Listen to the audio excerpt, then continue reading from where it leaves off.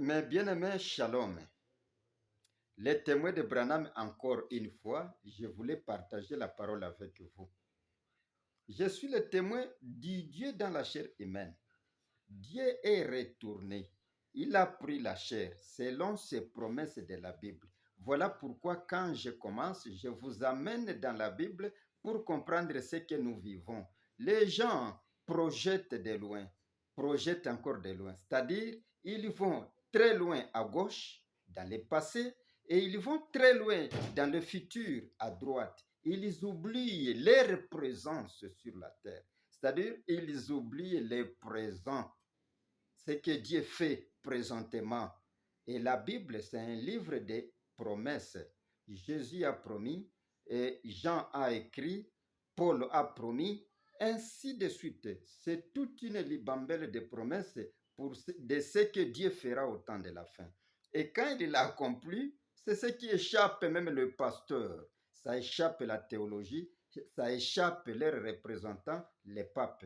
Parce que Dieu ne fera pas sonner de la trompette. Mais les simples, ils comprennent que Dieu a revêtu la chair, ils comprennent que cette colonne de feu, c'est la même colonne de feu qui accompagna Moïse en Égypte, c'est la même colonne de feu qui apparaît à Paul, s'appelant Jésus, c'est cette colonne de feu qui est retournée à sa seconde venue sur la terre pour prendre la chair. Marion Branham retourna dans la chair humaine. Pourquoi Marion Branham? Les noms nouveaux de Jésus, c'est Marion Branham. Vous m'avez toujours traité d'un phénomène quand je vous parle de ces choses. Maintenant, aujourd'hui, le sujet que je serai tellement phénoménal que peut-être vous n'allez pas le comprendre. Mais je voulais que vous me prêtiez l'oreille. Je vais parler de la nationalité du Dieu Tout-Puissant quand il est dans la chair humaine. La nationalité du Dieu Tout-Puissant quand il est dans la chair humaine. Dieu Tout-Puissant a encore pris la nationalité au temps de la fin. C'est vraiment intéressant pour celui qui veut comprendre. Ne rejetez pas. Suivez d'abord ce que je vais dire. Pour que tu comprennes ceci, je vais partir par des exemples palpables, typiques, qui ont déjà existé. Et vous trouverez que je ne suis pas en train de mentir. Je suis témoin du Dieu Tout-Puissant dans la chair humaine. Je ne fabrique pas de mensonges parce que je tire de lui ce que je vais partager. Bien-aimé, pour que l'on puisse comprendre cela, écoutez, je vais d'abord t'apporter les cas qui a existé. Les cas d'un homme qu'on appelle Melchisedec, roi de Salem. C'était Dieu. Melchisedec, roi de Salem. Salem, c'est de Salem qu'est venu Jérusalem. Parce qu'avant, c'était appelé Jérusalem. C'est en français que vous dites Jérusalem ou Jérusalem.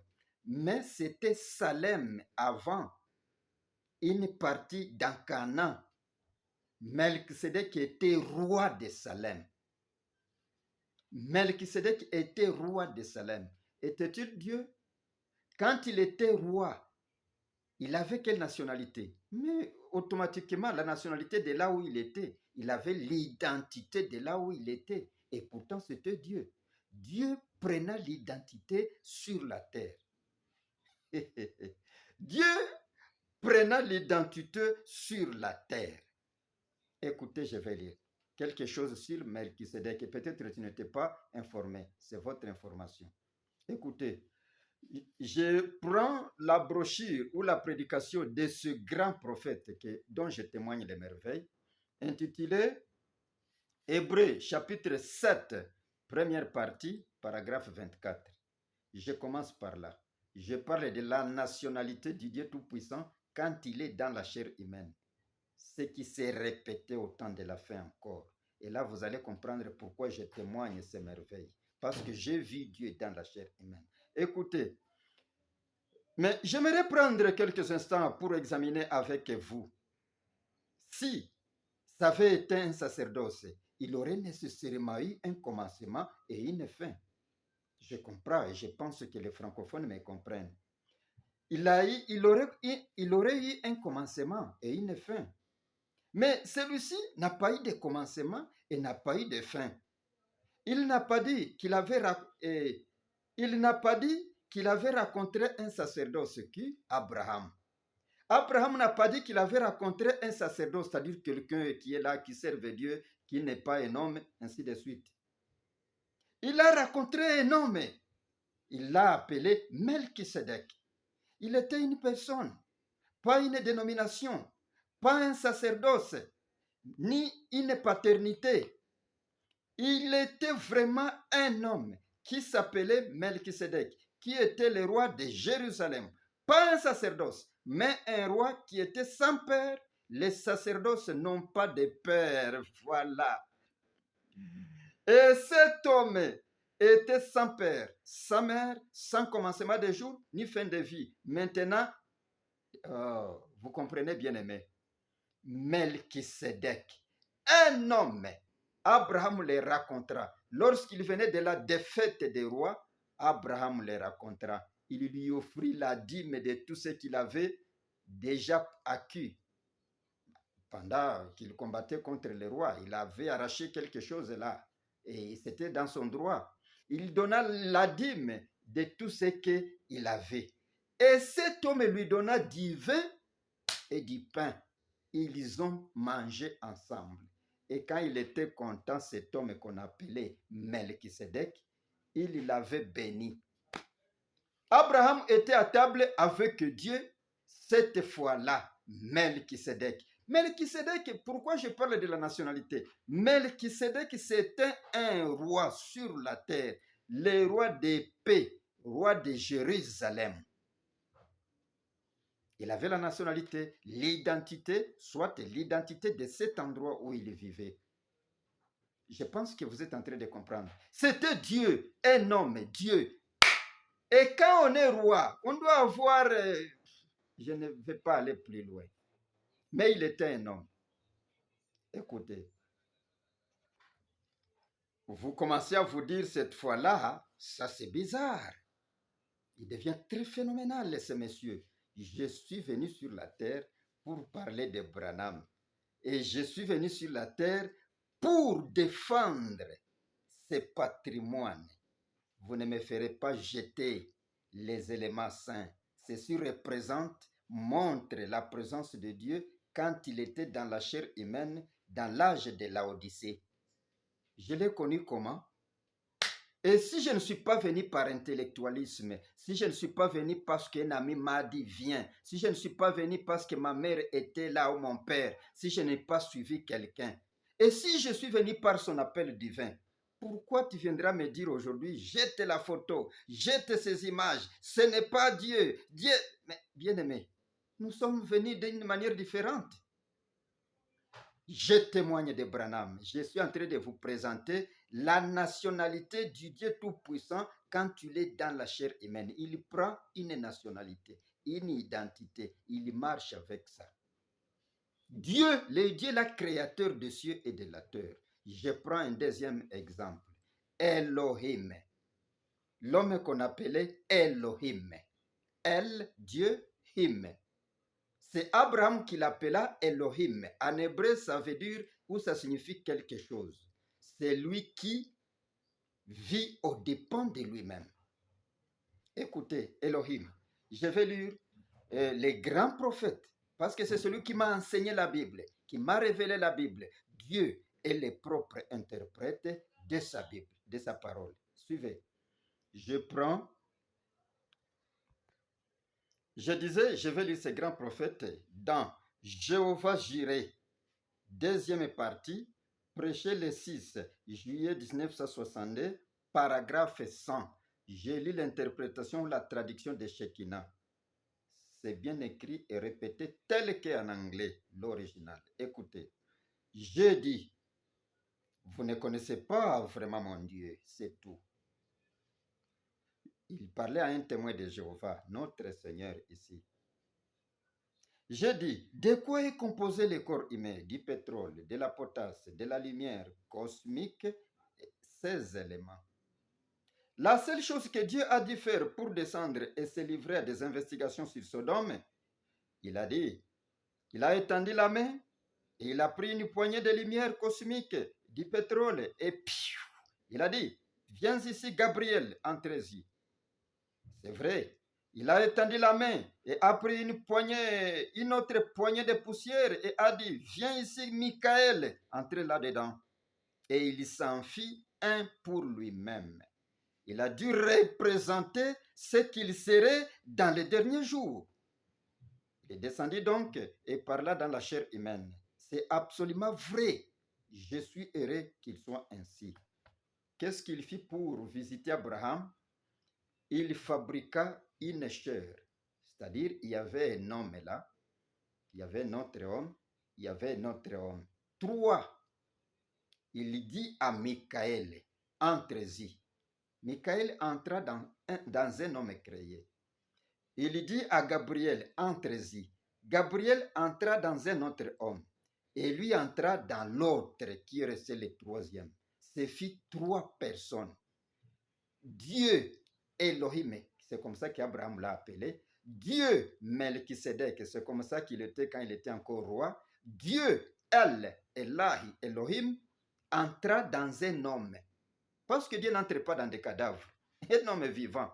Branham te dira qu'il a soufflé en lui et l'homme devint vivant et puis il entra en lui. C'est-à-dire, vous pouvez comprendre comment les hommes viennent au monde. Bien-aimé, il entra en lui. Trois hommes, Gabriel, Michael et Dieu, Allah Elohim.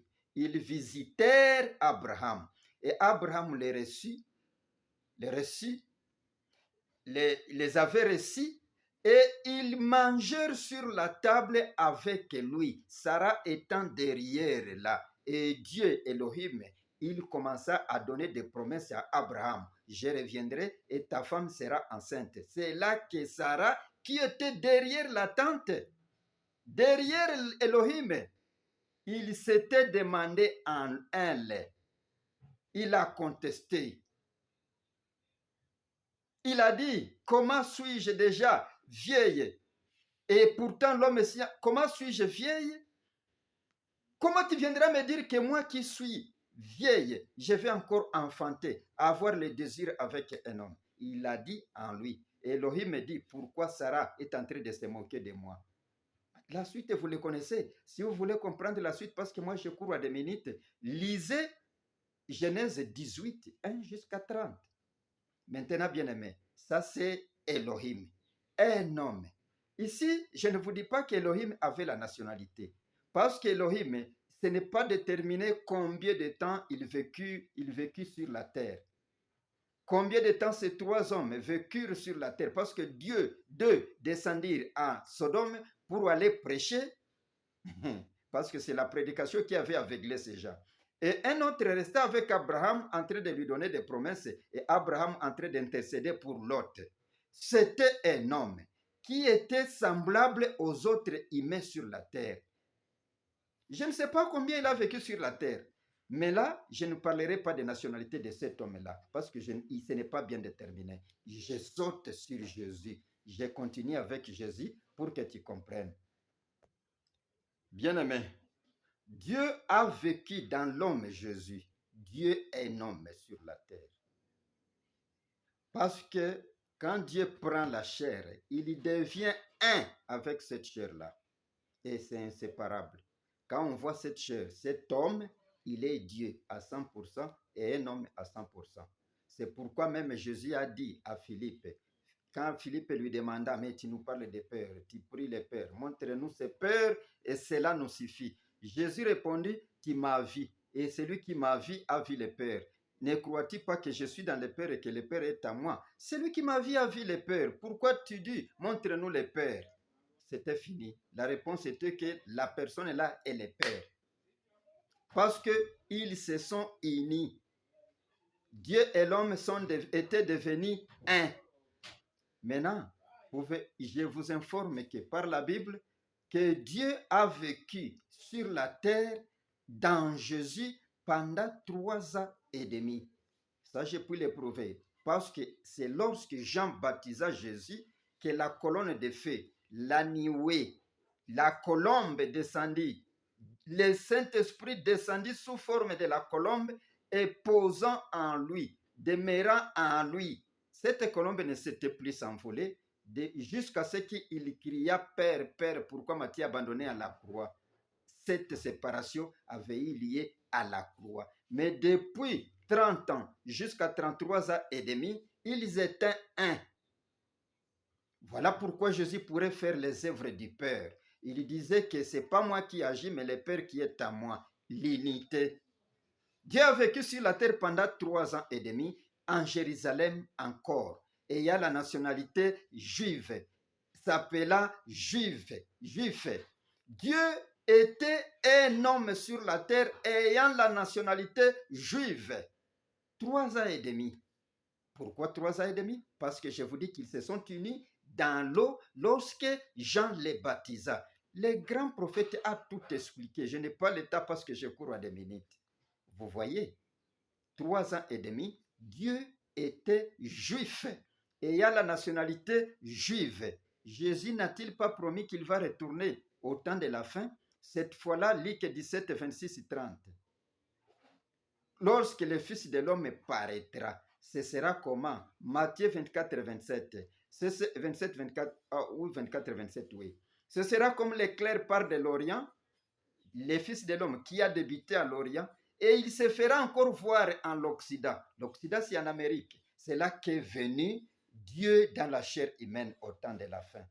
Cela a fait que Dieu devienne encore au temps de la fin un Américain.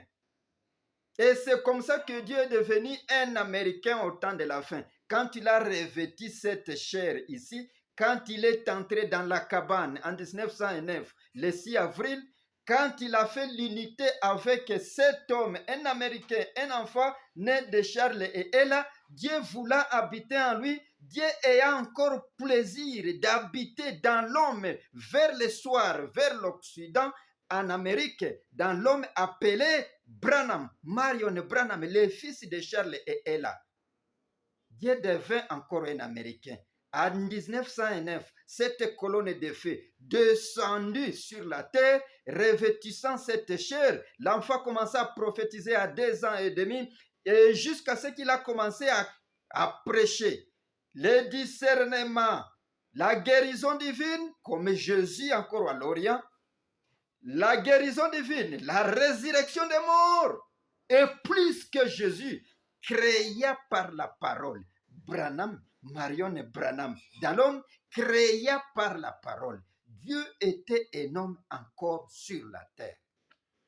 Voilà pourquoi les témoins de Branham peuvent vouloir peuvent répéter la Bible, mais en leur temps. Je le répète comment? Je prends 1 Timothée 3,16, bien-aimé. Et vous comprendrez ce qui s'est passé au temps de la fin. Nous ne sommes pas en train de mentir. Cet homme a vécu sur la terre. Cet homme a été photographié ayant cette colonne de feu sur sa tête. Cet homme a fait des merveilles. Le monde religieux connaît que Branham, Marion Branham, que eux appellent William Marion Branham, était un prédicateur éminent, un guérisseur éminent, un prédicateur sans précédent sur la terre. Lui, il ne criait pas fire, fire, comme le font les pentecôtistes aujourd'hui, mais il parlait doucement et les esprits s'en sortaient, comme Jésus encore à l'Orient. Écoutez Matthieu et Timothée 3,16, bien-aimé. C'est que les témoins de Branham témoignent encore au temps de la fin. Ah, c'est terrible. Dieu a revêtu encore la nationalité américaine. Aïe, la nationalité américaine. Il a revêtu la chair américaine. Il est marché dans les rues de Kentucky. Il a circulé la terre pendant 7 fois, le monde pendant 7 fois, prêcha l'évangile sans aucune contradiction, sans aucune contradiction quelque part. Il a créé par la parole. Et aucun démon, depuis que le monde existe, même actuellement, vous avez la technologie, vous faites parler les appareils par votre intelligence, mais jamais créer quelque chose par la parole. C'est seulement Branham, Marion Branham, dans sa chair au temps de la Odyssée, il avait effectué cela pour montrer aux témoins de Branham voilà l'adresse où j'étais un homme sur la terre, témoigne ces merveilles. Non seulement cela, mais il fallait voir quand même mon chef. Écoutez, je lis 16, et sans contredire, bien-aimé, le mystère de la piété est grand, celui qui a été manifesté en chair et en corps, en Amérique, justifié par l'esprit, c'est-à-dire au-dessus, la colonne de feu, en lui, il parle, il crée. Montrez-moi un pasteur qui a déjà parlé et qui est quelque chose qu'il fait. Mais lui, les écureuils, l'ours grizzly, tout ce qu'il voulait, il parlait et il créait, ça apparaît directement. Justifié par l'esprit, vie des anges. J'ajoute, et les humains, non seulement des anges, parce qu'ici quand on parle des anges, c'est-à-dire les enfants de Dieu, vie des anges et les humains, même les païens l'ont vu. Prêchez aux gentils, prêchez chez les nations, non seulement chez les nations, mais à tout le monde, parce que l'évangile devait aller chez les juifs et chez les nations. Branham l'a accompli. Cru dans le monde a cru que vraiment Dieu était ici. Dieu a eu l'adresse au temps de la fin. Et les cieux a montré que c'est ici où Dieu est en train d'accomplir sa volonté. Élevé dans la gloire. Vous allez me dire, mais vous copiez ceux de Jésus, ce qui s'est passé à Jésus. Mais comment Branham a été élevé dans la gloire? Je prends en témoin tout simplement un éminent prédicateur que vous connaissez dans le monde du message, et même les païens le connaissent, qui est Walde Frank. Il est décédé dernièrement. Lui-même, étant ma présence ici à Kigali, à Nyandungu, je l'ai entendu brandir la photo comme ça. Dire qu'il n'y a qu'un seul prophète que nous avons suivi, c'est William Marion Branham. Et quand il décéda, quand il était mort, le 25, dans l'hôpital, non, pas le 25, dans l'hôpital à Amarillo, j'ai appris que votre ami William Marion Branham est mort. J'ai ouvert les rideaux comme ça. C'était le matin de l'Allemagne. Et je ne sais pas en Amérique c'était quelle heure, je ne me souviens plus. Mais il dit que quand il a ouvert les rideaux comme ça, regardant l'extérieur, il vit Branham, Marion Branham. Il vit votre William Marion Branham s'élever dans les nuées et allant au ciel. Il a dit, Franck, je vous dis, les franquistes connaissent ça. Et même les gens du message, c'est votre information aussi, qu'il était élevé dans la...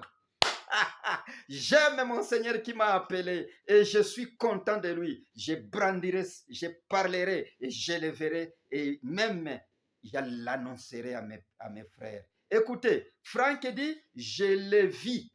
Pas une vision, mais je le vis comme ça à l'extérieur. J'étais dans la fenêtre ou à la fenêtre, je l'ai vu. J'ai vu William Marion Branham monter dans les nuées. Je lui ai demandé, c'est Franck qui a demandé à Branham qui montait.